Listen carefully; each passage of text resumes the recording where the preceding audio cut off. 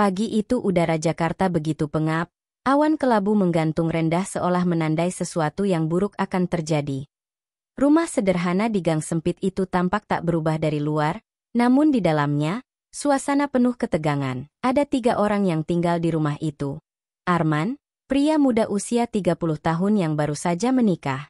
Istrinya, Tania, wanita cantik dari keluarga berada, dan ibunya, Bu Warti, seorang janda tua yang telah membesarkan Arman seorang diri sejak ayahnya meninggal saat Arman masih kecil. Hari itu sebenarnya tak ada yang istimewa, namun sejak pagi wajah Tania sudah masam. Ia duduk di meja makan dengan ekspresi tak puas, menatap piring berisi nasi goreng buatan Bu Warti, lalu mendesah keras dan meletakkan sendok dengan kasar. "Mas, maaf ya, tapi aku udah nggak tahan begini terus," gumamnya pelan namun cukup terdengar oleh Arman yang masih mengunyah perlahan. "Maksud kamu apa?" tanya Arman setengah bingung. Tania melipat tangannya di dada. "Aku capek harus tinggal serumah sama ibumu. Aku pengen punya privasi. Rumah tangga kita kayak bukan milik kita sendiri. Kamu lihat kan tadi pagi? Ibu langsung masuk kamar kita cuma buat ngingetin jemuran di luar. Mana ada mertua begitu." "Itu karena hujan mulai turun. Tan, biasanya kamu senang kalau ibu perhatian," jawab Arman lembut, tapi Tania menggeleng cepat. "Aku butuh ruangku sendiri, Mas harus pilih sekarang. Mau terus kayak gini atau kita cari tempat lain buat tinggal?" Ucapannya itu seperti petir di kepala Arman. Ia terdiam, tak tahu harus berkata apa. Di balik usulan Tania, tersirat ultimatum yang menohok. Sementara itu, di dapur, Bu Warti mendengar semuanya lewat dinding yang hanya setebal bata dan semen tipis. Matanya mulai berkaca-kaca, namun ia berusaha tetap tenang. Meski sudah tua, Bu Warti masih kuat, masih mampu belanja ke pasar, masih bisa memasak dan mencuci pakaian. Meski sering sakit lutut dan mudah pusing, tak pernah sekalipun ia mengeluh. Tapi sejak kehadiran Tania di rumah itu, ia merasa seperti tamu di rumahnya sendiri. Perubahan itu pelan tapi pasti. Sabunnya diganti, bumbu dapurnya disingkirkan, bahkan foto almarhum suaminya yang tergantung di ruang tamu digeser dan diganti dengan lukisan abstrak yang menurut Tania lebih estetik. "Bu, kita ngobrol sebentar ya," kata Arman malam harinya ketika duduk di ruang tamu bersama ibunya. Bu Warti menoleh, senyumnya samar tapi matanya sudah bengkak karena menangis diam-diam seharian. "Ada apa, Men?" "Aku cuma mau bilang, mungkin ibu bisa tinggal dulu di rumah Pak D di kampung. Ibu bisa istirahat lebih tenang di sana. Nanti aku kirim uang bulanan, Bu."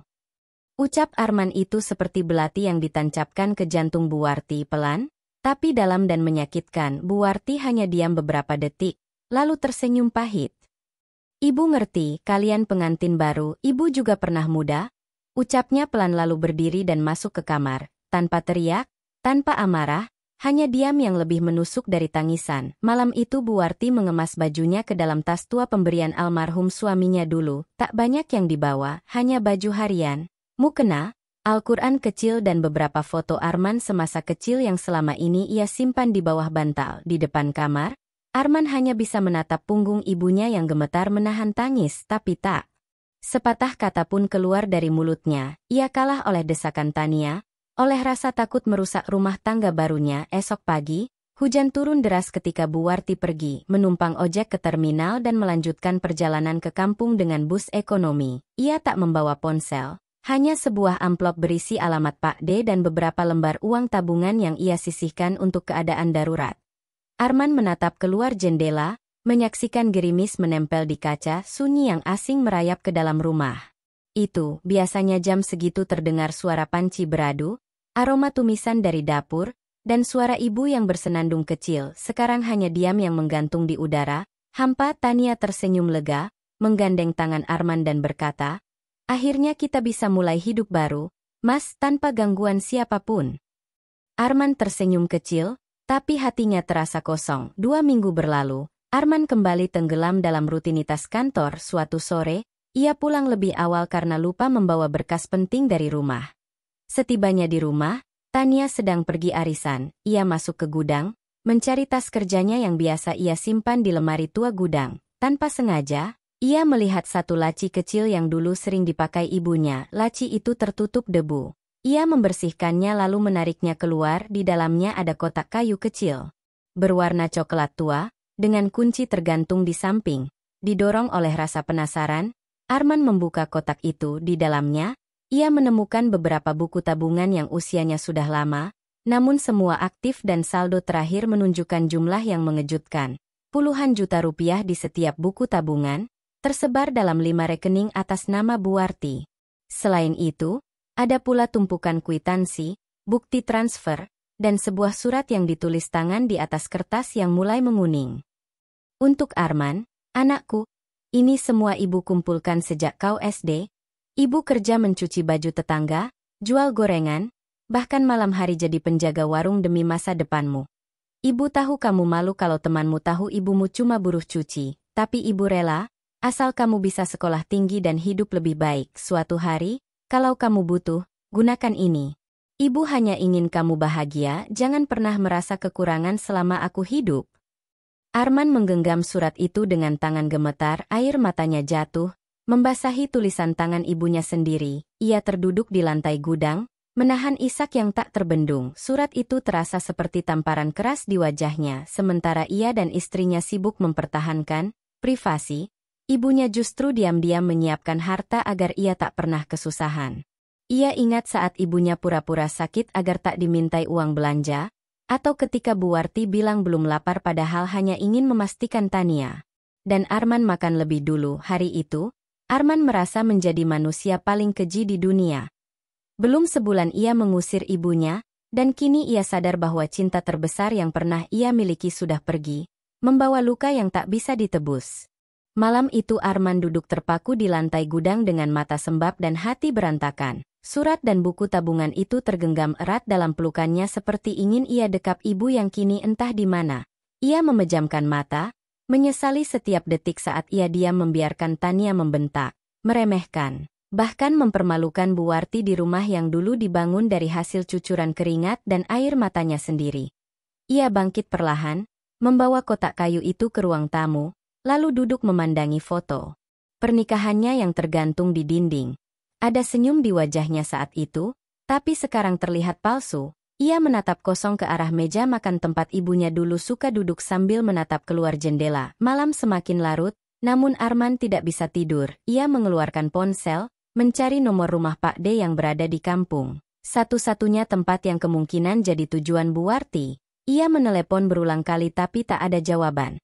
Hatinya semakin gelisah. Keesokan paginya tanpa pikir panjang, ia mengambil cuti mendadak dari kantor dan bersiap menuju kampung ibunya. Ia tak memberitahu Tania kemana ia pergi karena tahu perempuan itu tak akan peduli. Tania bahkan tampak santai saat Arman bilang ingin bepergian sebentar. Bawa uang secukupnya ya, Mas, jangan boros buat hal nggak penting, kata Tania dengan nada tinggi sambil memilih baju di lemari. Arman hanya mengangguk tanpa menjawab, hatinya terlalu penuh oleh penyesalan dalam perjalanan. Kenangan demi kenangan terus berdatangan di benaknya. Ia ingat saat kecil Buarti rela menahan lapar agar ia bisa makan lebih dulu. Ia ingat ibu pernah menjahit sendiri sepatu sekolahnya yang sobek karena tak sanggup beli baru. Ia juga teringat suara tangis ibunya di malam hari, ketika uang belanja tak cukup tapi tetap berpura-pura kuat di siang hari. Perjalanan menuju kampung memakan waktu hampir 7 jam dan selama itu pula Arman tak berhenti memandangi surat di tangannya. Setiba di kampung, Arman langsung menuju rumah Pak D, rumah kayu tua yang dikelilingi pohon pisang dan pekarangan yang luas. Pak D menyambutnya dengan wajah kaget sekaligus cemas. "Men, kamu kesini? Ada apa?" Arman langsung bertanya. "Ibu ada di sini, Pak D." "Ibumu? Loh? Memangnya belum pulang ke rumah kamu? Dia cuma semalam nginap di sini. Terus pamit katanya mau ke tempat temannya yang dulu kerja bareng di pabrik tahu. Waktu kami tanya alamatnya, dia bilang nanti saja, karena takut merepotkan. Kami pikir dia sudah sampai di rumahmu lagi." Jelas Pak D sambil mengerutkan dahi. Arman gemetar. Berarti ibu belum pulang? Sudah sebulan lebih. "Pak D, saya usir dia dari rumah," ucap Arman akhirnya. Suaranya pecah dan air mata mengalir begitu saja di depan pamannya. Pak D dan Bude yang ikut keluar rumah terkejut. "Yah, men, kamu usir ibumu sendiri? Kenapa?" Saya dengar istri, Pak De, istri saya nggak nyaman serumah sama ibu. Saya pikir ibu cuma mau istirahat sebentar di sini, tapi ternyata dia nggak pernah kembali. Pak De menunduk, lalu menepuk bahu Arman.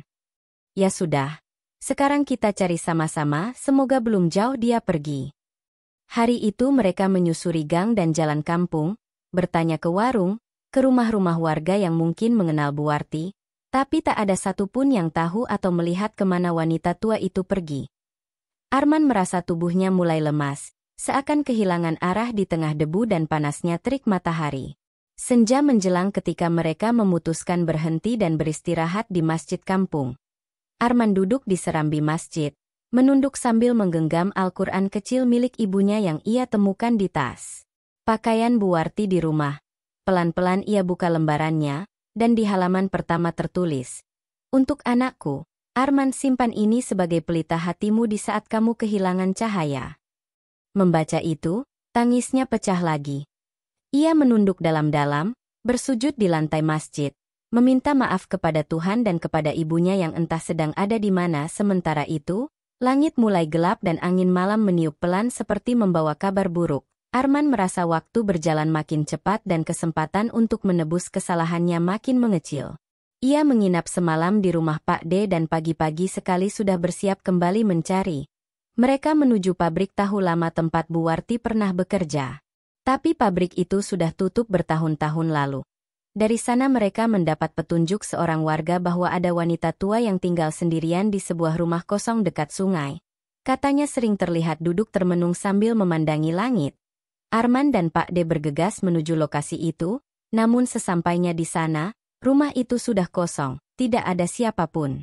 Warga sekitar mengatakan wanita tua itu pergi entah kemana beberapa hari lalu setelah hujan besar. Dia bilang mau pergi jauh. Nggak mau nyusahin siapa-siapa lagi, kata seorang ibu yang sering memberinya makan. Arman menunduk, dunia seperti runtuh di atas pundaknya. Mengapa begitu sulit hanya untuk meminta maaf pada ibunya sendiri? Mengapa ia baru sadar setelah semuanya terlambat? Tangannya mengepal, matanya merah, dan dalam hatinya ia berjanji. Ia akan mencari ibunya sampai ketemu, apapun caranya, apapun risikonya, karena kini ia tahu, kehilangan yang paling menyakitkan bukanlah kehilangan harta, tapi kehilangan cinta tanpa sempat meminta maaf.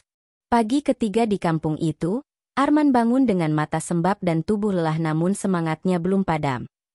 Ia duduk di beranda rumah Pak De sambil menatap langit yang masih kelabu, seperti hatinya yang penuh awan gelap. Ia tak bisa pulang ke Jakarta tanpa membawa kabar tentang ibunya. Ia tahu, jika menyerah sekarang, maka sisa hidupnya akan menjadi penjara penyesalan yang tak bertepi. Pak De yang duduk di sebelahnya hanya bisa menepuk pelan bahunya.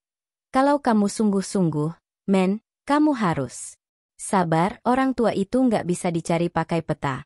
Ibumu bukan sekadar hilang dari tempat, tapi mungkin juga dari hatinya sendiri. Kalimat itu menusuk Arman dalam-dalam. Ia mengangguk lalu berdiri dan bersiap melanjutkan pencarian. Hari itu, ia memutuskan pergi ke terminal bus antar kota. Ia mencoba berbicara dengan petugas loket, sopir-sopir bus, dan pedagang sekitar. Pernah lihat ibu-ibu tua bawa tas biru tua, badannya kecil, jalannya pelan, mungkin kelihatan lelah? Itu pertanyaan yang ia ulang puluhan kali di berbagai tempat. Beberapa menggeleng, beberapa mengira-ngira, tapi tak ada satupun yang pasti.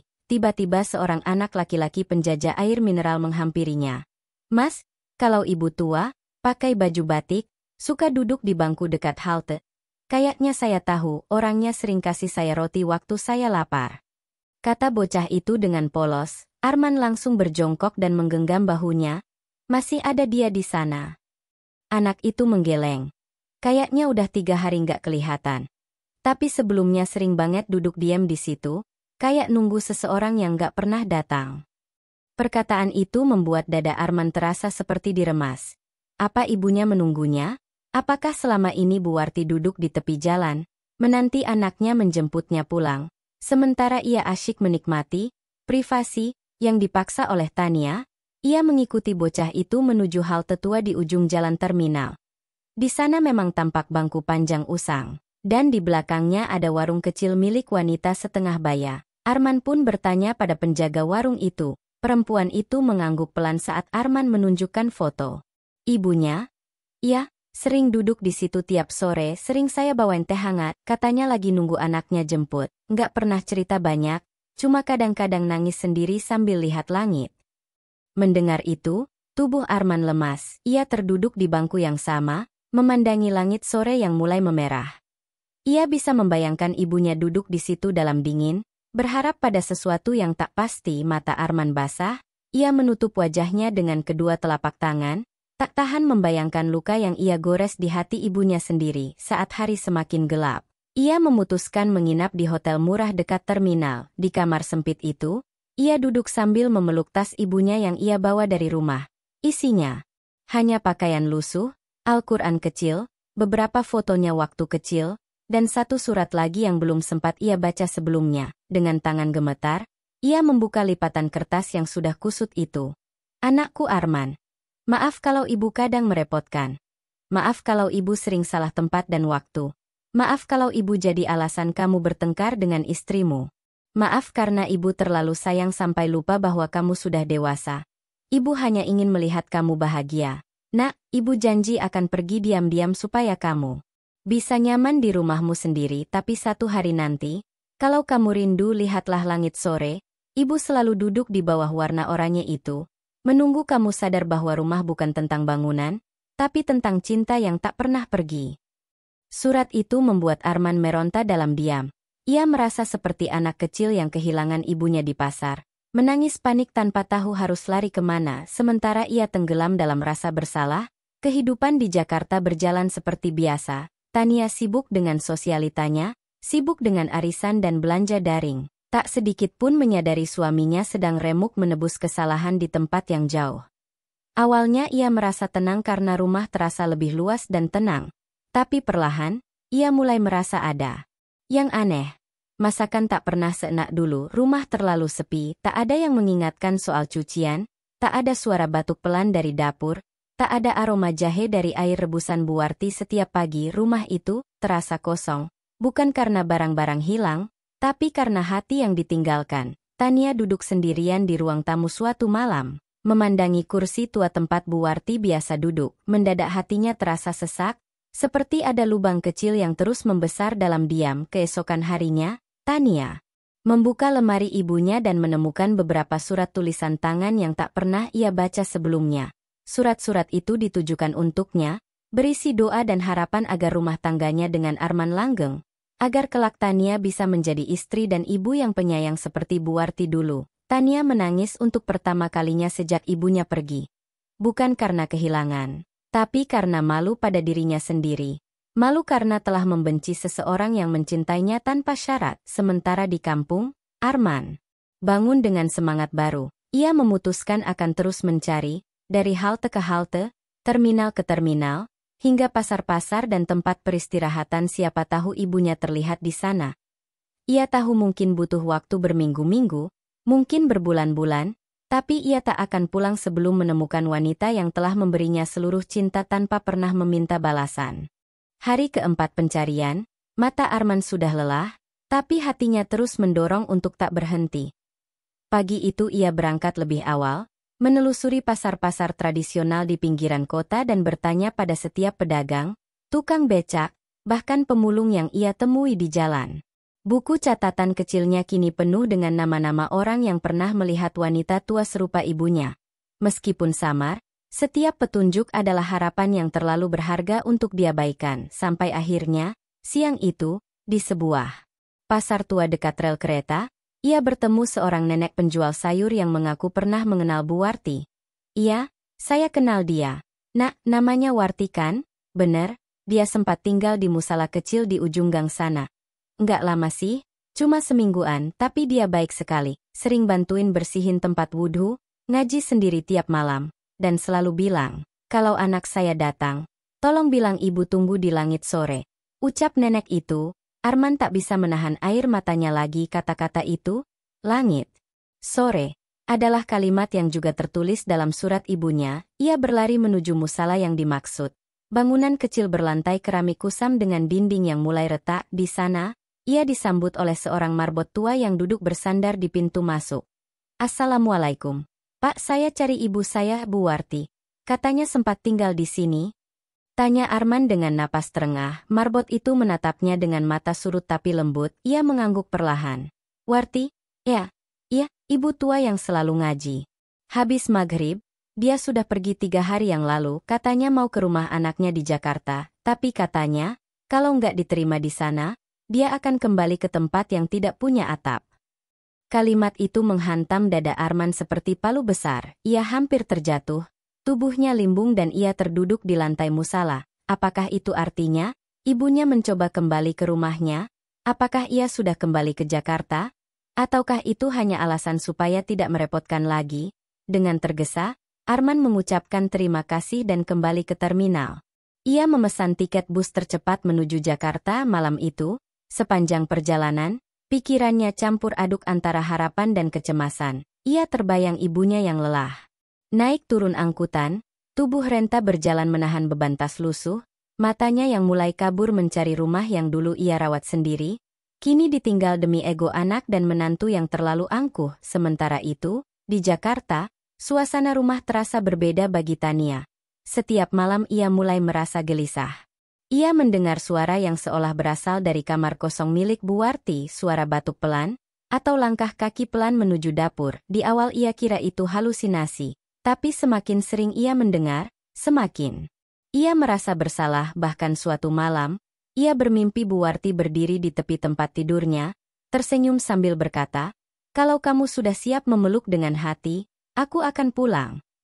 Mimpi itu menghantuinya berhari-hari. Tania pun mulai berubah sedikit demi sedikit. Ia membersihkan kamar Bu Warti, memasak sayur kesukaan mertuanya, dan meletakkan mukena di sudut sajadah seperti dulu. Arman tiba di rumah saat dini hari, koper kecil masih di tangan. Langkahnya terburu-buru membuka pagar dan pintu rumah yang tidak dikunci karena Tania sudah tertidur lelap di sofa. "Tania, Tania, bangun," serunya sambil menyalakan lampu. Tania terkejut, bangun dengan mata sembab. Mas pulang?" Arman tak menjawab. Ia menatap sekeliling rumah, lalu masuk ke kamar ibunya. "Ibu belum ke sini? Nggak ada kabar." Tania hanya menggeleng pelan. Arman terdiam sejenak lalu menjatuhkan tubuhnya di tempat tidur ibunya, memandangi langit-langit dan membayangkan ibunya duduk di pojok ruangan itu, mengayun kipas pelan sambil membacakan doa-doa kecil. Saat itu juga ia tahu, waktunya hampir habis. Ia harus mencari lebih jauh. Mulai esok pagi, Arman menyusuri panti jompo, rumah sakit, tempat penampungan, bahkan taman kota. Satu demi satu ia datangi dengan secercah harapan. Setiap wajah tua yang duduk di kursi taman membuatnya berdebar. Setiap ibu yang berbaring di ranjang rumah sakit membuatnya menahan napas. Tapi tetap tak ada tanda keberadaan Bu Warti. Sampai suatu hari, ia melihat seorang wanita tua di pelataran masjid besar kota. Jalannya pelan, membawa kantong plastik berisi roti dan air minum. Duduk sendirian di tangga masjid sambil menatap langit senja. Arman terpaku, wajah itu tak asing, matanya langsung berkaca-kaca. Ia berjalan pelan, mendekati, menunduk di depan wanita itu, dan memanggil dengan suara tercekat. "Bu? Ibu, ini Arman, Bu." Wanita itu menoleh pelan, matanya sayu, namun masih menyimpan cahaya yang sangat dikenal oleh Arman. Bu Warti tersenyum pelan, sangat pelan, dan berkata, "Anakku, kamu pulang." Kalimat sederhana itu meledakkan seluruh emosi yang Arman tahan selama sebulan terakhir. Ia langsung memeluk ibunya erat, tak peduli orang-orang melihat. Mereka menangis berdua, di tangga masjid, di bawah langit oranye yang selama ini jadi tempat Bu Warti menunggu cinta anaknya kembali. Lanjut ke bab 5. Pelukan itu lama, begitu erat seolah waktu ingin berhenti sejenak membiarkan cinta yang sempat retak itu menyatu kembali. Arman menangis seperti anak kecil, memeluk tubuh ringkih ibunya yang kini terasa jauh lebih kurus daripada sebulan lalu. Bu Warti hanya diam, tangannya yang lemah mengelus pelan punggung anaknya. Seperti yang biasa ia lakukan saat Arman kecil jatuh dari sepeda. Arman memandangi wajah ibunya lama sekali, seperti ingin menebus semua hari yang ia lewatkan dengan buta hati. "Bu, maafin Arman, maaf karena Arman pernah jadi anak paling jahat di dunia." Ia tak mampu melanjutkan kalimatnya karena tangisnya pecah lagi. Bu Warti tersenyum. Meski senyum itu dibalut kelelahan yang tak bisa disembunyikan.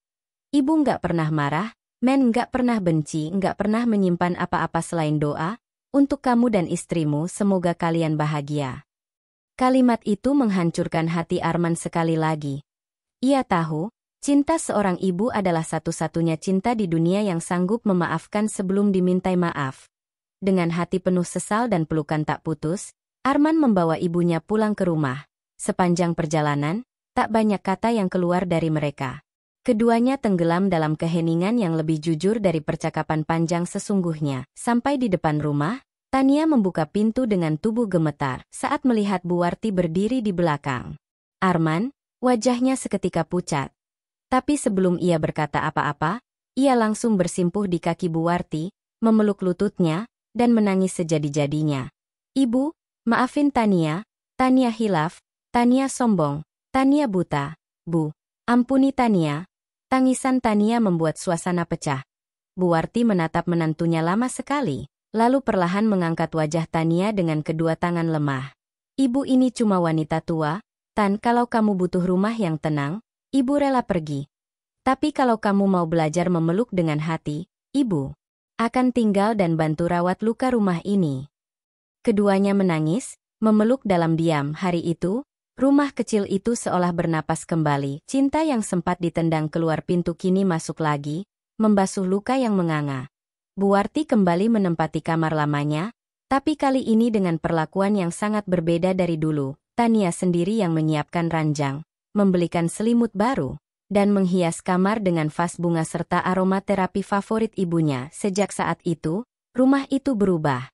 Tania yang dulu suka memerintah kini belajar melayani. Dia mulai bangun lebih pagi, membantu memasak, membersihkan rumah, dan belajar memasak resep sederhana dari Bu Warti yang selama ini ia anggap kampungan. Sementara Arman menjadi lebih tenang, lebih sabar, dan lebih terbuka terhadap apapun yang menyangkut keluarganya. Suatu malam, mereka makan bersama di meja makan kecil. Bu Warti duduk di tengah, dengan Arman di kanan dan Tania di kiri. Mereka tertawa kecil saat Bu Warti menceritakan masa-masa sulitnya dahulu di pabrik tahu, atau saat harus menjual cincin kawin demi membayar uang sekolah Arman. Bu, kenapa ibu nggak pernah kasih tahu soal uang tabungan itu? Tanya Arman sambil menatap ibunya. Karena itu bukan buat ibu, Men, itu buat kamu yang harus jaga keluarga ini. Bukan soal uangnya, tapi agar kamu tahu, cinta itu bukan cuma kata-kata, tapi juga diam-diam mempersiapkan apa yang anaknya butuhkan kelak tanpa diminta. Jawaban itu membuat Tania menunduk, menggenggam tangan Bu Warti dengan penuh haru. Baginya, hari itu bukan hanya pelajaran tentang cinta, tapi juga pelajaran tentang rendah hati dan pengorbanan yang terlalu besar untuk diukur dengan logika. Beberapa hari setelah itu, Arman memutuskan membuat keputusan besar. Ia mengambil sebagian uang tabungan ibunya dan membeli rumah kecil di dekat taman kota, dengan satu kamar khusus yang sangat nyaman untuk ibunya. Ia ingin ibunya menikmati hari tua dengan bahagia, di rumah yang bukan hanya penuh barang mewah, tapi penuh pelukan dan senyum setiap hari. Bu, mulai sekarang ibu nggak usah kerja apa-apa, cukup duduk di taman, ngaji, dan cerita ke cucu ibu kelak, kata Arman saat menyerahkan kunci rumah baru itu. Bu Warti menitikkan air mata, lalu tersenyum. Ibu nggak butuh rumah mewah, Men. Ibu cuma butuh anak yang mau menggandeng tangan ibu waktu ibu nggak bisa berdiri sendiri. Itu sudah cukup. Hari-hari berlalu seperti mimpi bagi keluarga kecil itu. Cinta yang sempat hilang, kini kembali dengan wujud yang lebih dalam dan matang. Andaikan waktu bisa diputar, Arman ingin menarik kembali semua sikap buruknya di masa lalu, tapi sekarang, yang bisa ia lakukan hanyalah mencintai ibunya dengan segenap hatinya sebelum waktu tak memberinya kesempatan lagi. Bagi Tania, ia tahu sekarang, bahwa rumah bukan hanya milik pasangan suami istri, tapi rumah sesungguhnya adalah ketika setiap orang yang tinggal di dalamnya bisa saling menerima, saling merawat, dan saling memeluk luka masing-masing tanpa menghakimi. Sementara di kamar kecilnya, Bu Warti menatap foto keluarga mereka yang baru saja diambil beberapa hari lalu dan tersenyum kecil. Terima kasih ya Allah, Engkau tak pernah benar-benar membiarkanku sendirian. Tahun berganti dengan cepat. Sejak kepulangan Bu Warti ke rumah, suasana keluarga Arman berubah drastis. Dari yang dulu dipenuhi nada tinggi dan bentakan dingin, kini berubah menjadi rumah penuh senyum, tawa, dan kehangatan. Tania sudah tidak seperti dulu lagi. Sikapnya lembut, penuh perhatian, dan bahkan sering terlihat duduk berdua dengan Bu Warti di dapur sambil belajar memasak atau sekadar mendengarkan cerita-cerita lama yang selalu menghangatkan hati. Sementara Arman menjadi pribadi yang jauh lebih dewasa. Di sela-sela kesibukan pekerjaannya, ia selalu menyempatkan waktu untuk sarapan bersama, mengantar ibunya jalan pagi ke taman, atau hanya duduk di ruang keluarga menonton sinetron kesukaan sang ibu. Mereka benar-benar menikmati momen yang seharusnya sejak dulu mereka peluk erat. Tapi waktu terus berjalan, dan tubuh Bu Warti semakin renta. Bukan karena sakit, tapi karena usia yang memang tak bisa dilawan. Suatu malam, Bu Warti memanggil Arman dan Tania masuk ke kamarnya. Ia duduk di ranjang dengan senyum lemah, memegang sebuah amplop coklat tua yang telah lusuh. Arman duduk di sampingnya. Tania menggenggam tangannya. Men, Tan, ini ada surat dari ibu, tolong dibaca nanti. Kalau ibu sudah nggak ada lagi ya, kata Bu Warti dengan suara pelan. Arman buru-buru memeluk ibunya. Bu, jangan ngomong kayak gitu dong. Baru juga kita bahagia sekarang. Bu Warti tersenyum lemah. Justru karena ibu udah bahagia, ibu siap kapanpun dipanggil. Ibu sudah tenang lihat kalian rukun dan saling menyayangi, itu lebih dari cukup. Malam itu berlalu dengan keheningan panjang, tak ada satupun dari mereka yang bicara tentang surat itu lagi. Dan benar saja, 2 bulan setelah percakapan malam itu, Bu Warti menghembuskan napas terakhirnya di pangkuan Tania. Setelah menunaikan sholat subuh, segala doa dan tangisan mengiringi kepergiannya. Arman menangis seperti kehilangan bagian dari jiwanya. Tania tak kalah hancur, seakan ibu kandungnya sendiri yang pergi. Rumah itu kembali sepi, tapi kali ini sunyinya lain, sunyi yang penuh kehilangan mendalam tapi juga syukur, karena sempat memperbaiki semuanya sebelum terlambat. Beberapa hari setelah pemakaman, Arman duduk di kamar ibunya, menatap kasur yang rapi, lemari tua, dan foto kecil keluarga yang kini seperti permata tak ternilai. Hingga akhirnya ia membuka amplop yang ditinggalkan Bu Warti. Dalam amplop itu, ada surat bertuliskan tangan rapi tapi agak bergetar karena usia. Anakku Arman dan menantuku Tania, maafkan ibu yang tidak bisa selalu sempurna sebagai orang tua, tapi ketahuilah, sejak kamu lahir, Men, seluruh hidup ibu berubah. Kamu jadi alasan ibu bertahan hidup, walau harus menjual perhiasan, menahan lapar, bahkan dicemooh karena menjanda muda. Tania, kamu datang dalam hidup Arman seperti hujan yang dinanti. Ibu tahu kamu dulu keras kepala, tapi itu karena kamu belum tahu luka-luka hidup. Tapi sekarang, ibu yakin kamu akan jadi istri yang luar biasa dan calon ibu yang lembut. Surat ini bukan untuk menagih maaf, tapi untuk mengingatkan bahwa cinta itu bukan selalu soal kata, tapi sikap sehari-hari. Tolong jangan pernah usir siapapun dari rumah ini yang datang membawa doa, terutama orang tuamu sendiri. Karena saat orang tua pergi, rumah ini tidak akan pernah terasa utuh lagi. Di lemari bawah tempat ibu biasa menyimpan kain, ada satu peti kecil, bukalah nanti. Mungkin itu bisa membantu kalian membangun masa depan yang lebih baik. Bukan karena uangnya, tapi karena ibu ingin kalian tahu, cinta seorang ibu tetap diam-diam menyiapkan semuanya meski kalian pernah mengusir ibu keluar, tapi cinta ibu tetap tinggal di dalam rumah ini, selamanya. Arman tak kuasa menahan air matanya lagi. Ia langsung membuka lemari yang dimaksud, dan benar saja, di bawah tumpukan kain batik lusuh, ada sebuah peti kayu kecil yang terkunci. Di dalamnya, setelah dibuka dengan kunci di surat itu, terdapat emas batangan kecil, beberapa lembar uang dolar, dan surat kepemilikan tanah warisan dari orang tua Bu Warti yang tak pernah ia sentuh selama ini. Semuanya masih utuh. Ada juga buku kecil berisi catatan harian Bu Warti tentang Arman dari bayi hingga dewasa. Isi tulisan itu penuh doa, harapan, dan cinta yang tak terucapkan. Dengan hati remuk tapi penuh rasa bersyukur, Arman menangis lama sekali di kamar itu, sementara Tania berdiri di ambang pintu, menghapus air mata, lalu berkata pelan, kita nggak akan sia-siain semua ini. Men, kita akan teruskan cinta ibu lewat cara kita sendiri. Sejak hari itu, rumah itu kembali hidup. Tapi bukan dengan kehadiran Bu Warti secara fisik, melainkan lewat nilai-nilai yang ia tinggalkan: cinta, kesabaran, keikhlasan, dan pengorbanan tanpa syarat. Arman dan Tania kemudian membuka rumah singgah untuk lansia terlantar, dan menamainya Rumah Warti. sebagai bentuk penghormatan bagi ibu yang telah mengajari mereka arti cinta sejati. Mereka hidup bukan lagi untuk mengejar gengsi dan materi, tapi untuk memelihara warisan hati yang ditanam ibunya jauh sebelum mereka mengerti cinta itu sesungguhnya. Dan setiap sore, di taman kecil samping rumah, Arman duduk sambil membaca catatan harian Bu Warti, seperti mencari kembali kehangatan yang dulu sempat mereka abaikan.